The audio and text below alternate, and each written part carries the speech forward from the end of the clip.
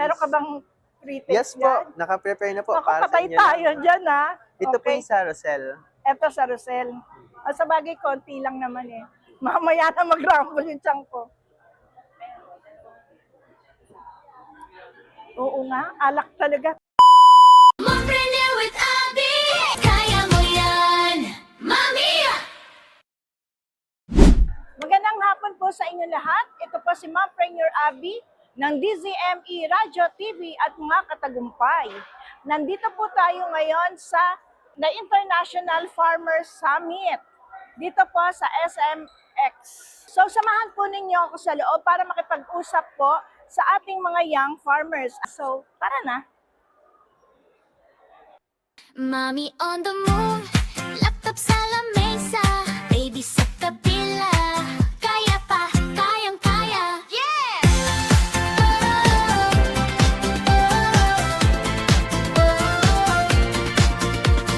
May ideya sa isip, may puso sa pamilya, kwento ng tagumpay, gabi-gabing inspirasyon sa'yo.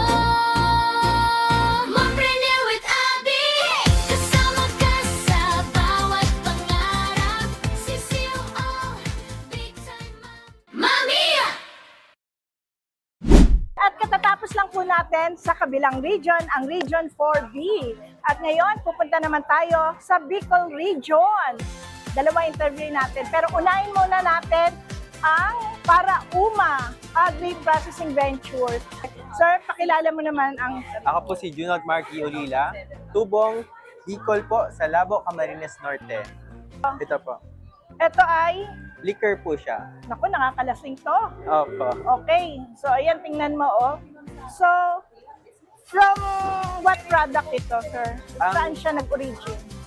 Ang inspiration ko po talaga kung bakit ako nagsimula ng enterprise nito ay ang mga farmers. Okay. Ang ibig sabihin po ng Para-Uma, sa salitang Bicol ay magsaka.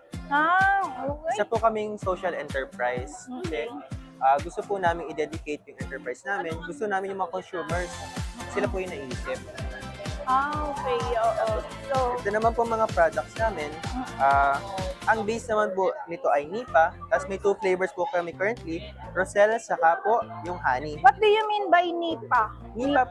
Nipa po yung palm tree na nasa coastal areas. So ang ibig sabihin pala ng NIPA is yung palm tree sa coastal area. Yes Okay. So, from NIPA, ito yung na-produce nyo? Yes po. Okay. Yun po kasing Nipa sa amin, hindi siya masyadong napapansin. Kadalasan po, di ba, pag Nipa hat. Oo, NIPA hat. Oo. Ito po, meron po mga gumagawa po ng alak doon, pero ito po, in-elevate ko pa siya. Mas binigyan ko pa po siya ng value. At ang goal ko po kasi talaga dito sa enterprise namin is ma-utilize yung mga hindi masyadong napapansin, yung mga hindi na-utilize ng mga produce, katulad po ng Rosel. Hindi po siya masyadong kilala sa buong Pilipinas. Ito po, Ano naman sir yung Rosel? ang Rosel po ay isang edible flower. From the hibiscus family po. Tapos, kadalasan po, ginagawa siyang tsaa. Pero dito po, ginawa ko siyang flavor at coloring agent. So combination na siya. Yes po. Okay. So ano nakakalasing dyan, sir? Ay, pareho lang po silang 15%. Hindi naman pala ganun. Yes po. Pero nakakalasing. Opo. Hindi ako umiinom, sir eh. Pero ano ba yung percentage na talaga nakakalasing? Depende po yun sa alcohol tolerance ng mga tao. Pero dito po, bagay po siya sa hindi masyadong umiinom. Yan sa akin, hindi ako Opo. masyadong umiinom. Okay? So, eto naman, parehas lang siya, Yes kaya lang po. mas maliit Mas siya. maliit po sila na version. Mas maliit siyang version. Ibig sabihin, kung manginginom ka, isang inuman lang Yes to, po. tatalab ka agad? Hindi po, tipsy lang po yan. Tipsy. Ang positioning po talaga namin is for social drinking. So, pang chill lang, for weddings, celebrations. Meron ka bang pre-taste Yes po, dyan? naka-prepare na po. Ako, para sa patay inyo. tayo dyan, ha? Ito po yung sa Rosel. Eto sa Rosel. Sa bagay, konti lang naman eh. Mamaya na mag-rumble yung tiyan ko. Oo nga, alak talaga. Amoy pa lang eh, pero parang ka-level niya yung yung mga imported na na mga alak, no? Opo, ang goal po talaga namin is magkaroon ng product na gawa sa Pilipinas na kayang tumapat sa mga alak sa ibang bansa. Oo, actually yung amoy pa lang tsaka yung lasa, talagang tapat na tapat na eh. Uy, amazing Ayoko nang uminom, sir. Tama na yan. Baka mamaya ilan pa i-interviewin pa. Ay, kamusta na kayo? Sa lasa at amoy, talagang parang imported na alak siya. Ngayon, tatanungin naman natin kung magkano. Baka kasing price din ng mga imported na alak. Sir, ano yung price mo yan? Ito po ay $7.99. Ito naman po ay $6.99. Ito naman po maliliit na versions ay $250 at ₱200. So ito po, pinoposition po namin siya na mas affordable compared sa mga imported na mga alak at mas nakakataas naman ng konti sa mga local. So, yun. Yung mas mababa yung price niya. Depende syempre sa brand. So, aside doon, ito lang yung produkto mo. Sa ngayon po, ito pa lang po. So, meron kayong ilang klase. Itong, honey ba to? Yes po, gawa Honey po ito tsaka sa sinusel. stainless honey. So, dalawang klase lang.